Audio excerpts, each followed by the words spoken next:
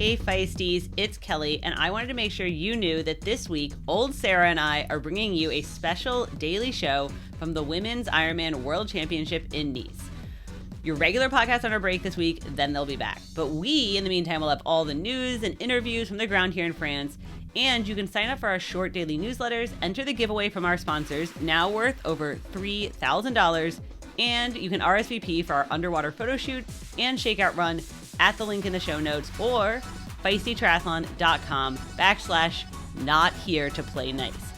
And of course, get your not here to play nice shirts. Because why are we here? We're here to swim, bike, run, race, but we are not here to play nice. Good morning, afternoon, or evening, wherever you are. Wherever Bonjour. you happen to be. Bonjour. Sara Gross here with the lovely Kelly O'Mara. We are on day 2 of our live podcast from Nice, France for the Ironman World Championship. Kelly, we're going to talk about the course today. We're going to talk about the course today. People are starting to show up too. I got to tell you, when I went to get my morning Starbucks, because, you know, I'm in France, so I go with Starbucks. Obviously. Where else are you going to get your peach tea? Yeah, I ran into, people. People that you know. People that I know. triathletes. Yeah. Yeah, because it has so far, like we talked about yesterday, been kind of like a lot of tourists and a little bit of, is there a world championship going on? Right, for sure. And but I think people are, I mean, there were still the tour groups with there are cruise ships here, and so there are tour groups every day with like somebody holding a sign in front and they like follow them around. Those are still here. But there are triathletes starting to show up. And so we thought we would talk today about like the course.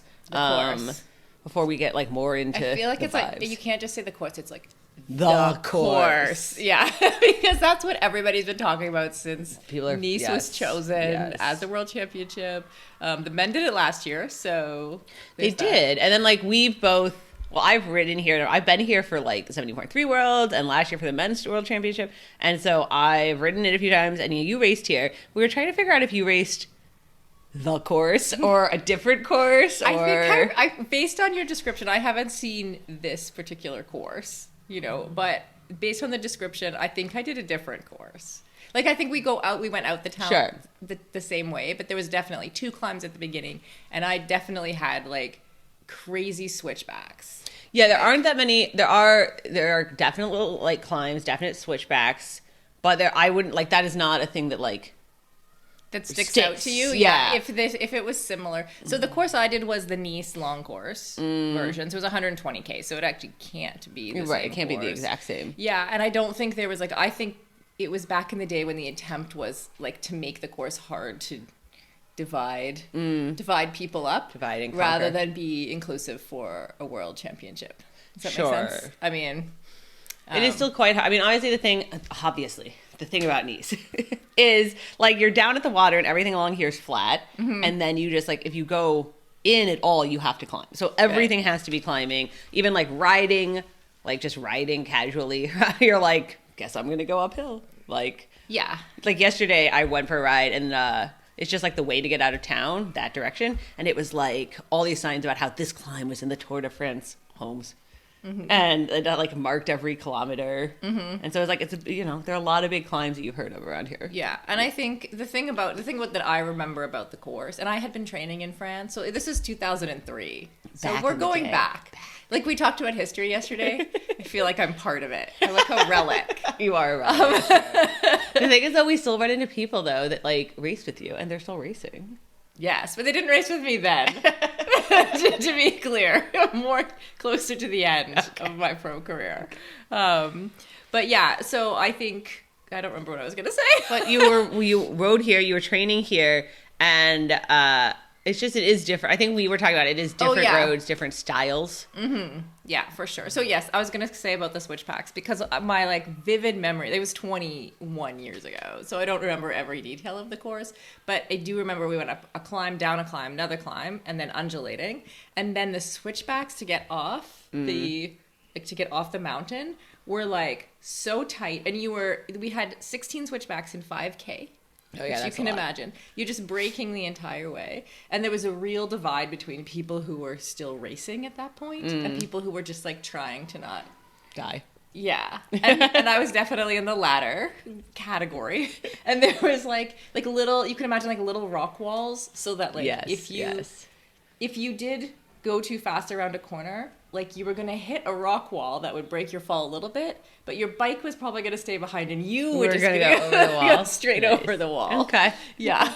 So it was very, for me, like I came into it, like I wasn't planning on doing this race. Another race had gone wrong. I'd added it to my schedule at the last minute. So you weren't like my coach was like, you should just go to Nice, you're fit. Like, let's do it. It was one of those, right? And then, so I actually decided before the race, like, I'm not going to go out there and kill myself. I'm just gonna interesting. Like, yeah, so I wasn't like fully prepped for that, but I did okay with my first pro race. Oh, it was your first pro race. Oh wow. That's so cute. I very much enjoyed the steady climbing.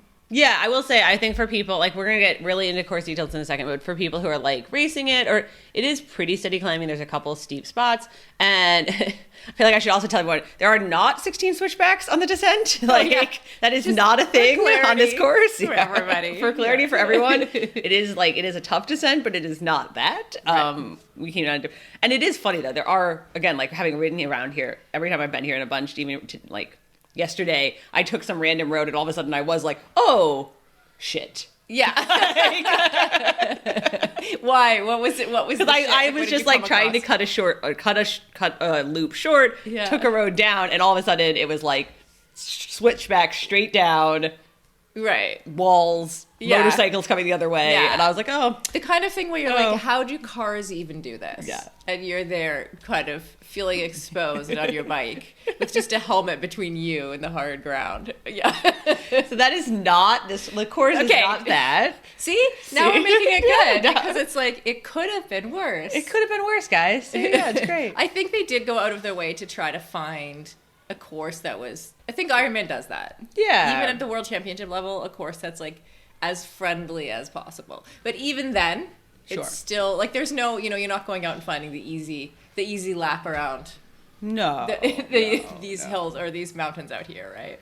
No, you're not. And and I'm trying to think of the way to say this that's like nice, but there's also, even on the easy riding over here, there's a European element that I do feel like the North Americans struggle with. And I saw this at 70.3 Worlds. I remember being like, so my husband raced 70.3 Worlds and I was covering it.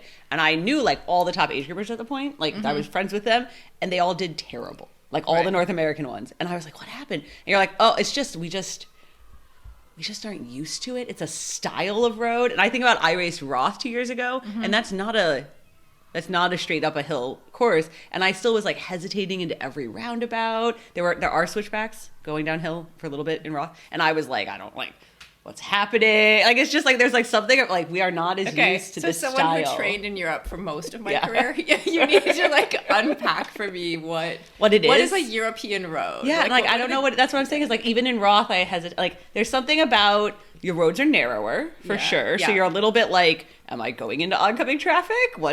What's happening here? Yeah. There's definitely more variation because you have all these old roads that like change, like even like going straight on the road is really like turning. Yeah. And like lots of things happen, right? Yes. Like there's lots of variation where you hit roundabouts or bumps or, if you actually kept going straight on the straight road, you'd hit a wall, right? Like. Right.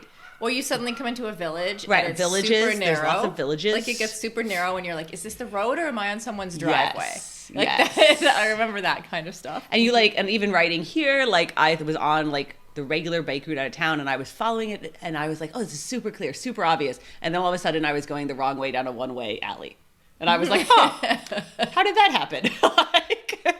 So I just feel like there's that element that happens. Right. The other thing I can remember, this is just from training in France broadly, but that like some of the climbs that are traditional Tour de France climbs got repaved at certain stages. So you might have like a really nice well-paved section and then it just goes back to whatever that section ends and you're back to like a rougher road or a road or whatever. There's a lot of variation. I think it comes down to the variation. Good word. You have to really pay attention. And maybe that's just not what we don't do that. Right. We don't do that in North America. Also, there's also the swim and the run. Yeah, we'll talk all about the course too. We've been talking a bunch about the bike. I think like we've just been talking about our experience and not the like actual details. Which is what I wanted to add. That's what Sarah could bring to this conversation. But okay, so the year that I did it, I came at the last minute. There was a huge storm overnight. Oh, interesting. And so in the middle of the night, my bike came late. So I was assembling my bike at 10 p.m. Sure. And outside my window, there's like just a massive storm, lightning. I can see the ocean and the waves are like... Interesting. And it only just stopped before, like when I woke up to get ready, it was still going. The storm, that is. And then it just kind of stopped-ish as we were starting, like enough. But it wasn't like calm after the storm. It was like stormy decreasing. Right. When we did the swim. And I actually noticed this the other day that like everybody's talking and laughing about those rocks getting in and out of the swim. How the beach is not a beach, but it's like it's stones. large stones that are quite challenging. Yeah. Yes. And also the year I did it, which was pretty wavy out there, even though there weren't huge waves when we were there. And the course that I did kind of went along sideways, so the waves were just like buffeting you. I'm assuming they're not swimming straight out into the ocean this time either. They are. They're doing an M. We can. Oh, the M. We'll talk about it after. Okay, so we did like a 4K square that went parallel, and so you're one way you were just like waves from one side, right. so you're like breathing breathing one way and then breathing the other way. So I do remember that, and it was non-wetsuit, yeah, like despite the storm, for sure, despite everything. So I remember feeling quite vulnerable out there and kind of a little surprised that the race was still going. I think the swim was still going. But this was 20 years ago. We just let people do whatever. We were like, it's fine. It's fine. I totally remember doing races that now would not ever happen. Right. Is what it is. And then the run we talked about a little bit, like along the promenade. Right. I did a similar course along the promenade, but just like 3 10K laps. Sure. And it was hot. Oh, it's hot. It's a very hot run. Yeah, and flat and kind of, which makes it really, really difficult, actually. Unpleasant. It's unpleasant. Mm-hmm. So take your water. It'll be great, guys. Take your water at your aid stations, everybody. Take your water at your aid stations. All right, we're going to take a quick ad break, but then we are going to get into not just Sarah's experience, the actual details of the course, and we talked to Jackie Herring and Lauren Brandon about like their experience so far. Triathletes everywhere trust Precision Fuel and Hydration to help them nail their race nutrition, including top athletes racing in Nice like Fenella Langridge, Danielle Lewis, and Jocelyn McCauley. Precision is also the official hydration partner of the 2024 VinFast Ironman World Championship in Nice. You can use their free fuel and hydration planner to get a personalized strategy for your next big race, including advice on how much carbohydrate, sodium, and fluid you need to perform at your best. They have a range of gels, chews, and drinks that make it really easy to hit your numbers. Plus, you can book in for a free video consultation to discuss your race nutrition plan and get your questions answered by a member of their friendly and experienced athlete support crew. Feisty podcast listeners can get 15% off their first order of fuel and electrolytes with Precision Fuel and Hydration. Simply use the code FTP15 when checking out at pfnh.com.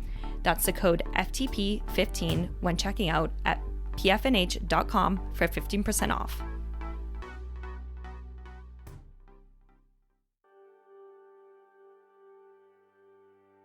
Your nighttime routine and sleep is a crucial part of being able to consistently perform. Taking Pillar Performance's triple magnesium every night before bed activates your parasympathetic nervous system to help you fall asleep and stay in restorative sleep phases for longer. After consistently taking Pillar, my sleep score has improved on my Oura Ring. But don't just take it from me. Top athletes racing in Nice, like Chelsea Sodaro, also trust Pillar. Pillar's mission is to get athletes to the start line in the best condition, over and over again. It's now easier than ever to try Pillar's triple magnesium with the launch of their travel packs. These come with just over 2 weeks worth of good sleep, recovery, and performance, and it's the easiest way to test the product if you've not tried it before. If you're already using the product and need to stay on top of your micros when traveling between events, then this product is ideal for you. To give the new travel packs a try, use code FEISTYNICE for 15% off at pillarperformance.shop or thefeed.com for North American listeners. That's Feisty Nice for 15% off at pillarperformance.shop or thefeed.com.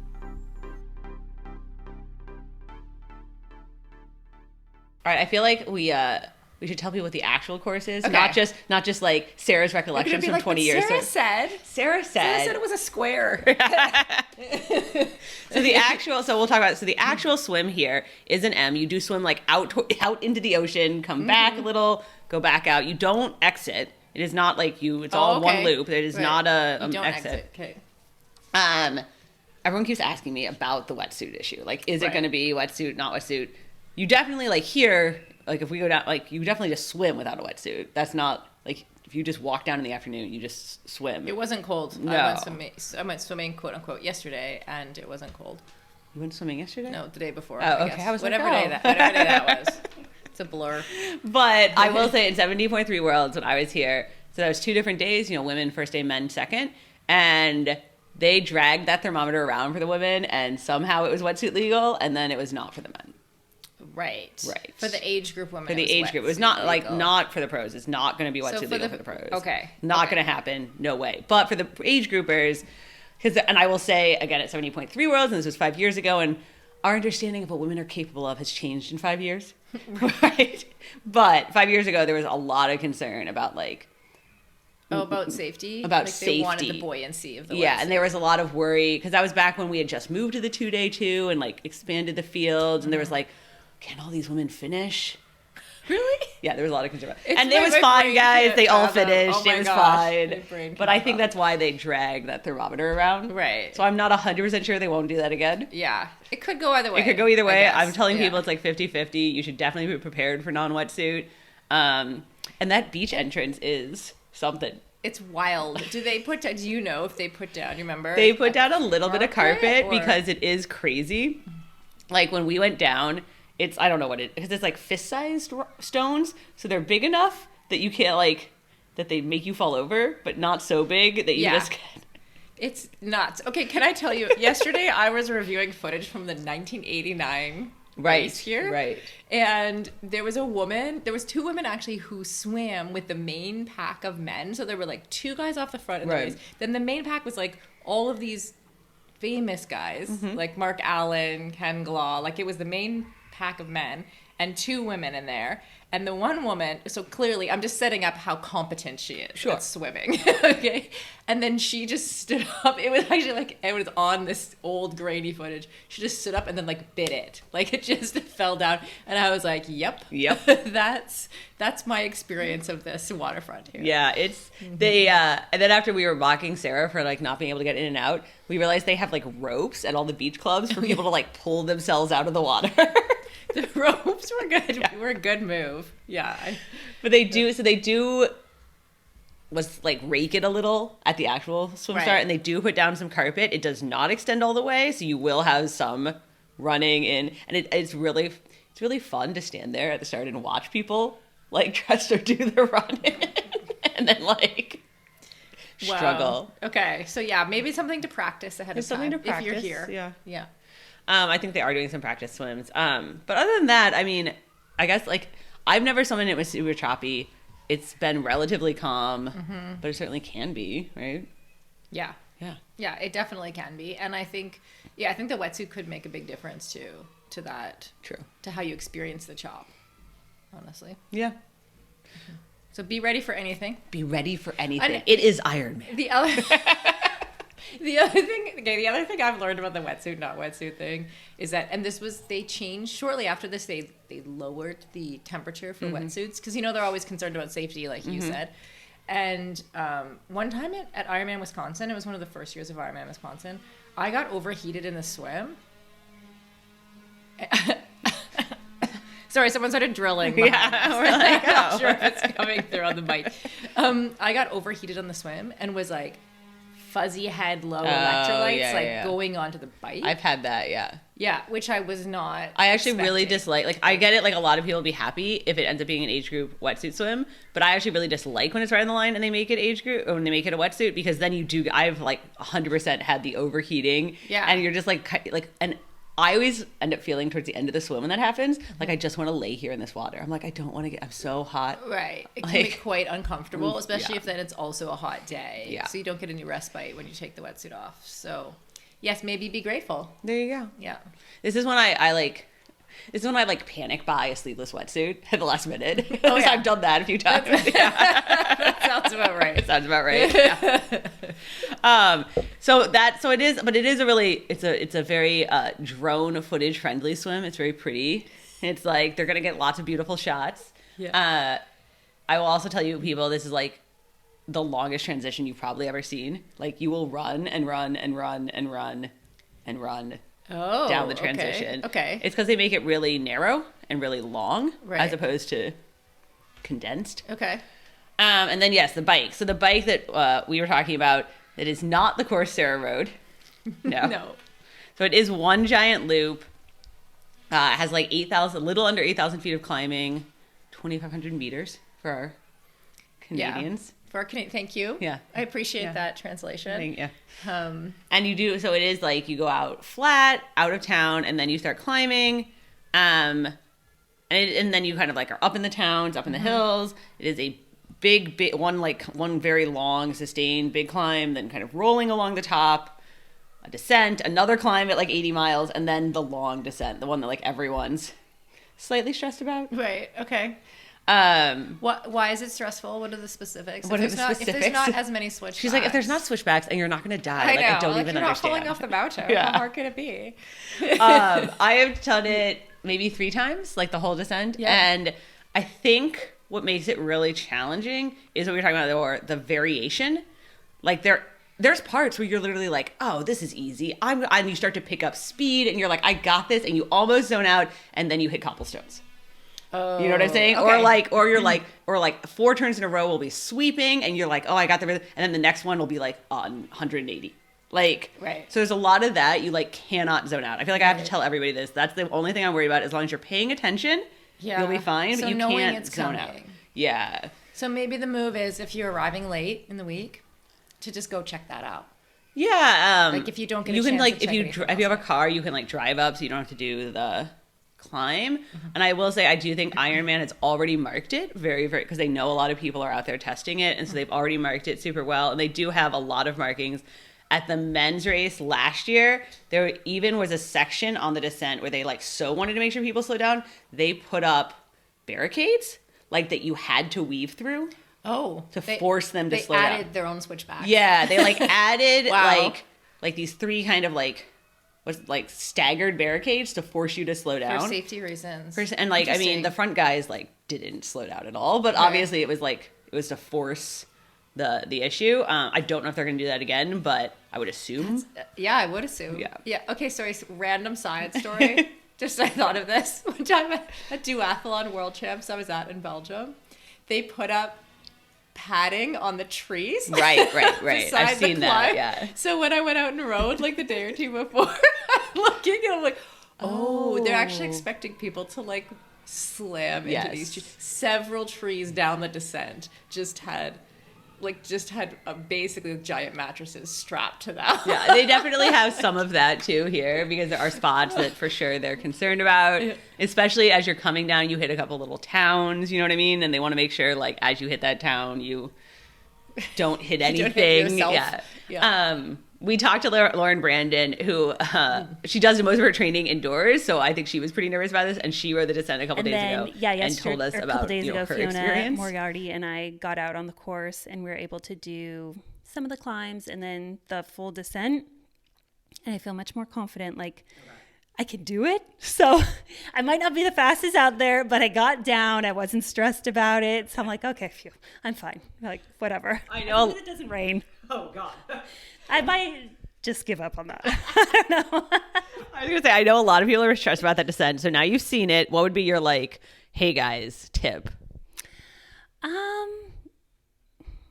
I think like through one of the towns, of course, I don't know any of the names of anything. There were like massive speed bumps. So yeah, like definitely. Oh, Ironman did a great, I assume it was Ironman, put these big like bright orange kind of caution signs in the road, like on the road. When you see that, brake. Okay. So there was a couple times where I was like, oh, I didn't need to brake that hard. But most of the times you need to brake. Yeah. Get ready for a switchback or something. Caution means caution. Yeah. Caution definitely means caution, or else you will fly off the mountain. So So yeah, like, you'll make it. Yeah. When you see caution tape, slow down. I like Lauren's attitude about it. Like, she was definitely, even though she wasn't as prepared as if she, trained here, she was ready to take it on. Yeah. Like, just, be cautious if you need to. Like, it's fine. Yeah. If you've done, I will also tell a lot of people if you did 70.3 Worlds, that was like half of this course. They just extended the loop. So it's the same descent. You've done that before. It's not the same climb. You go like partially up that climb and then you go past it to extend the loop. Right. But it's just like if you've done 70.3 Worlds, you did this descent. Like, you know what it is. Right. It's the same, which is, reassuring. Heads up. Yeah. Yeah. And I do think this is like one of those, the roads are mostly closed. Like, they're closed, but they can't get to like every random little house up in the mountains. Right. They cannot stop someone in those villages from coming out of their home. Right. And heading out to the shop like they do normally on a Sunday. So you're going to have to be like, there are driveways. Actually, they don't go to shop on a Sunday. They don't go up the shop. You know what I mean. So like, it can happen. You do have to like pay a little, but they're not open roads. Right. That's good. That actually is good to know. That does create another level of safety. Yeah, but you do have to like, they just can't stop ever. There are too many of these like random houses and towns. Act as if the road is open, which, as we know, so many people do not. Yeah. Right. And so I do think still like center line rules in effect, all that. Though, of course, if you like, there's always the caveat, like, if you have to cross it for safety, right? If there's like, oh no, an accident, and you like have to cross the center line, like, you do that, right? Like, but you should not. Question. When you come back down, is there still that like flat 10K if you come back into? That is weirdly difficult. So you come off the climb and your brain is like, it's over now, but you actually have like 10K of flat. Yeah.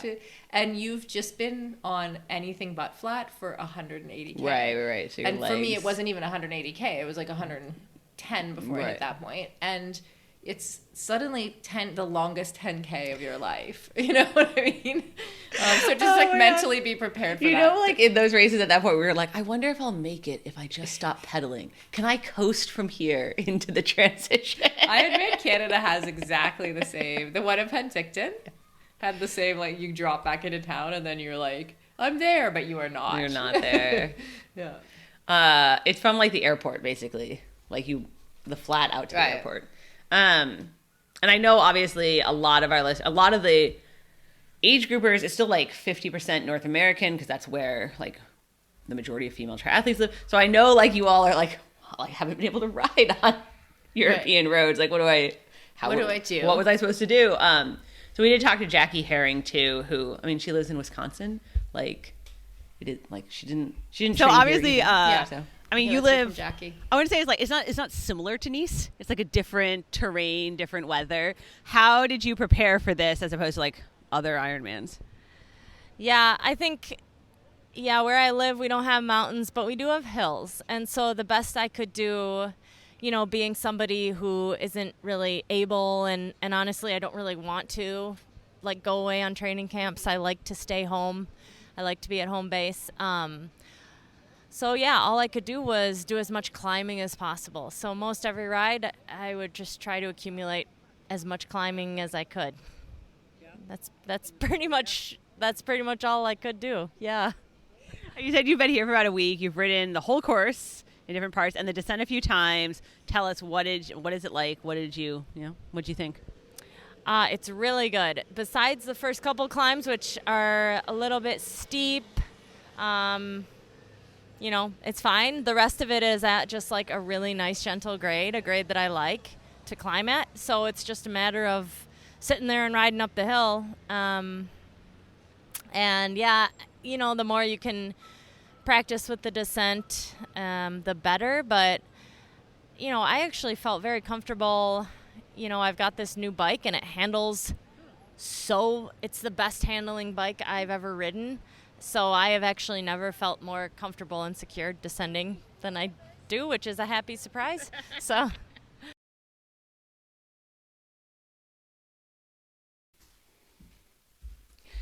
Yeah, but I think there's only so much you can do, right? Which I get. I like appreciate the attitude, Yeah. like you are. Me too. Yeah. Yeah. She said I sort of did everything I could at home, and the fact that she said she feels at this point in her career, because she's been around for a while, that she feels more comfortable and confident descending now than she has. Yeah. I feel like she's done her homework. Oh, there you go. Yeah. I feel like last year for the men's race, a friend of mine who was coaching an athlete who was moving to Sacramento. And if you know Sacramento's flat. Like, I used to ride there, and you could like just ride in a straight line for like 4 hours and see Wow, where you okay. had come from 4 hours ago. Okay. And she was like, "What do you have any record?" She was asked. She was like, Where should I tell him to ride to prepare for Nice?" And I was like, "You should tell him to get in the car." To get on an airplane. I mean, yeah, basically I was like, drive 2 hours, but yeah, I mean, you make do with what you have, right? So Yeah. it is what it is. Absolutely. And I think, I mean, you can only do your best Right. on the day. So it's like taking that attitude and not getting worried about what other people are doing and just keeping it like within your comfort zone, but obviously like push to a world champs level of the edge Sure. of your comfort zone, but no point in like trying to keep up with someone who No. has been able to train on this kind of terrain for years. Yeah, it just is, right? Yeah. We have our drilling again in the background, if you Our guys drilling, can hear it. yeah. And then obviously, of course, there is the run. I remember standing here last year Oh, yeah. and yelling at a friend of mine as he came in off the bike, "All you have to do now is run a marathon." So, but it's 4 loops, flat on the promenade. I like how we just keep talking about how terrible the promenade is. It's awful. It's miserable. But it's also, I mean, people like it. Yeah, things that are. I also think that when you have any course, as awful as it is, like if we went out there and if you and I went out there and tried to run a marathon out there without support, it would probably be really bad. Sure. But like when you're out there and there's an aid station every mile or 2 Yeah. miles, and there's people cheering, and you know the sun's out, your friends are out to cheer you on. It's a different. That is environment. the one nice thing about the 4 loops is you're hitting a turnaround every 5K, every 3 miles, right? Mm-hmm. Like, so you will see lots of people. There are a lot of people out because it is just like condensed, so the crowds are condensed. And then 2, like you are in Europe, people are into triathlon. Mm-hmm. So you do get just like a lot of fans out there. Oh, yeah. I will say the funniest part though is so like the promenade is like completely closed down. And the barricades, you know how I feel about barricades, go on for like a while. Like it's not the whole 3 miles, but it's like half of it. Yeah, they were setting them up yesterday. Yeah, so there's a I saw lot some of that. barricades, and there's only like certain spots you can get through, like as a spectator or a random beachgoer, and there's like a bridge over it, out like near the busy area near the start finish. Oh, yeah, there's a bridge. There's over a it? bridge, and that bridge gets very backed up because everyone's like trying to get over it. Bridge for the spectators. For the spectators. Okay. So the bridge gets very backed up because like everyone's trying to get over it and stopping to take pictures from the bridge too. Oh, yeah. Yeah, don't do that. Anyway, so like, but at the same time, my point is like, this whole race is going on. There's still the people who are all just coming to Nice to go to the beach. Of course there are. Of course there are. Yeah. So they're trying to get through these barricades and across. And when you're within a certain zone, there's also the random French security that like stops you. Right. So these people are coming with their like beach chairs and They're their there with, beach like, bags. With like a flamingo Yeah. floaty around their waist. Just like, what's happening? Yeah. And you know, as we talked about a lot in Paris, right? The security is somewhat arbitrary. So some of them are just getting like waved through, Right. and sometimes it's like complete everyone, right? Like you have to empty your pockets. It's like a whole thing. It's variable. Yeah.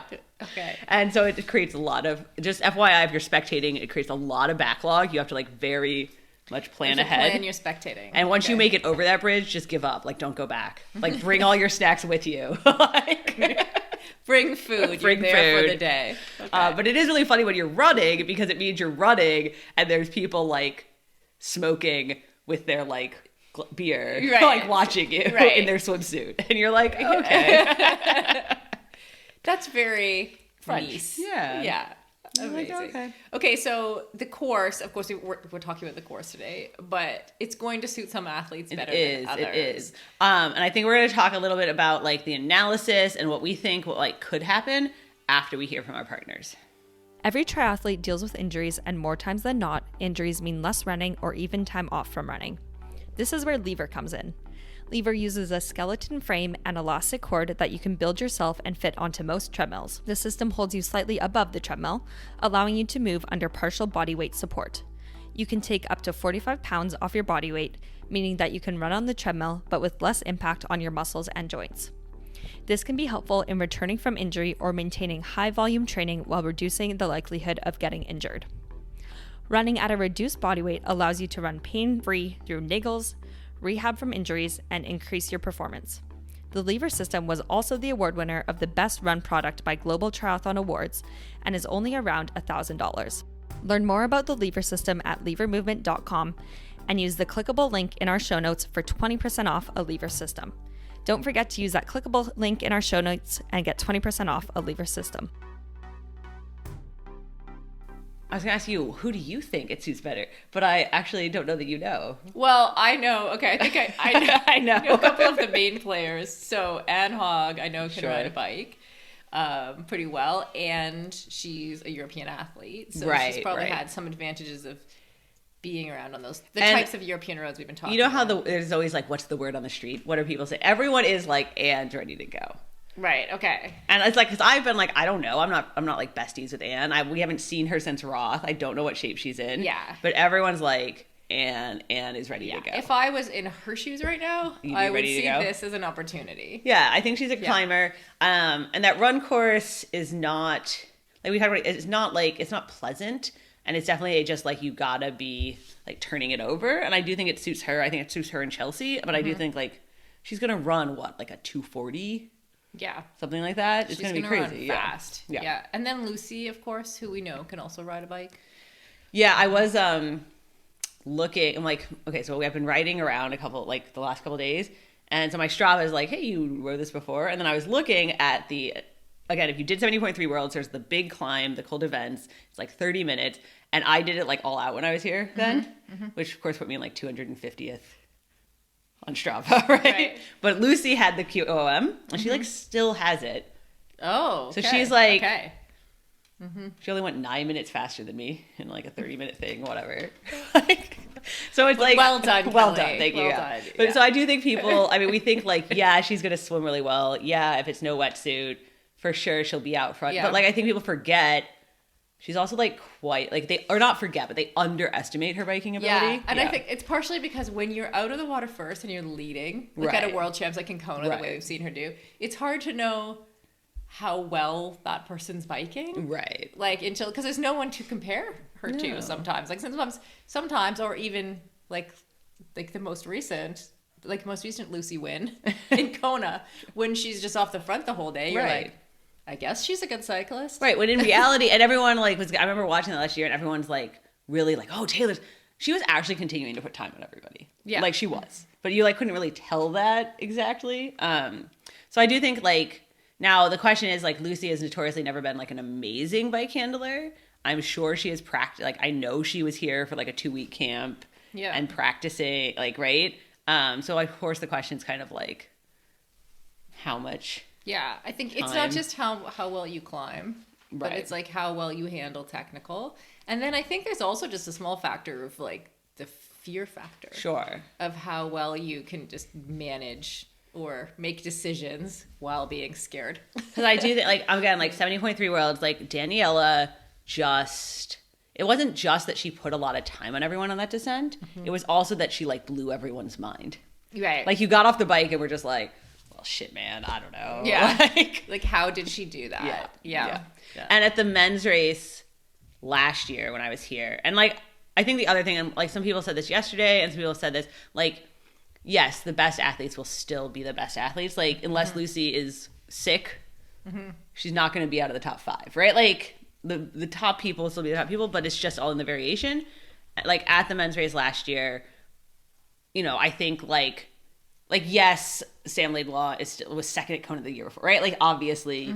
But I think Magnus Ditlev would have won if this was at Kona, not here, right?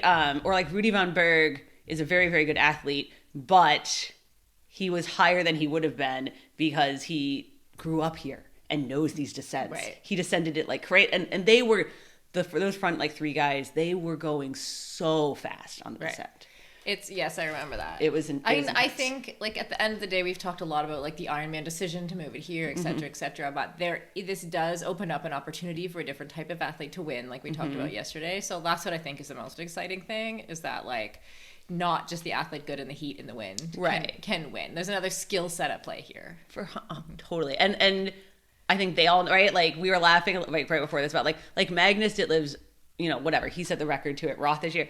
And he knew this was not a course that suited him. And he went he did everything. Like he put a dropper post on his time trial bike. Like he did everything he could to make sure he was in the best position. And so I'm like, these athletes have been preparing specifically for this course. Right. Like they know what they need to do. Yeah. So pretty fun. It'll be fun. It'll be fun. Well, it'll be fun for us with our glass of wine, sitting on the beach after we make it over the bridge. Exactly. We do want to remind everybody that we have things going on all week now. Now that everyone's getting here, we have our shakeout run on Friday, our underwater photo shoot. I think we're like half full right now, so there's still spots. Sign up. And we have a really big giveaway. For this week, like we're giving away a lever movement system, like $300 worth of precision products, a package from Pillar, like all our sponsors, and every feisty course. Every feisty course in the next year. Yeah. So it's a big prize, and you don't have to be a niece to enter. Anyone can enter at home. You can be at home. Enter at home. We'll still send you the the goods. Yeah, and we will be starting our pop-up shop tomorrow morning. 8 to 10 a.m. Right on the beachfront, halfway between the swim start and the I Love Nice sign. You'll see the feisty sign outside our house. Come find us. We would love to see you. Which also means that Sarah will be awake before 8 a.m. tomorrow. What? I don't know. I don't know.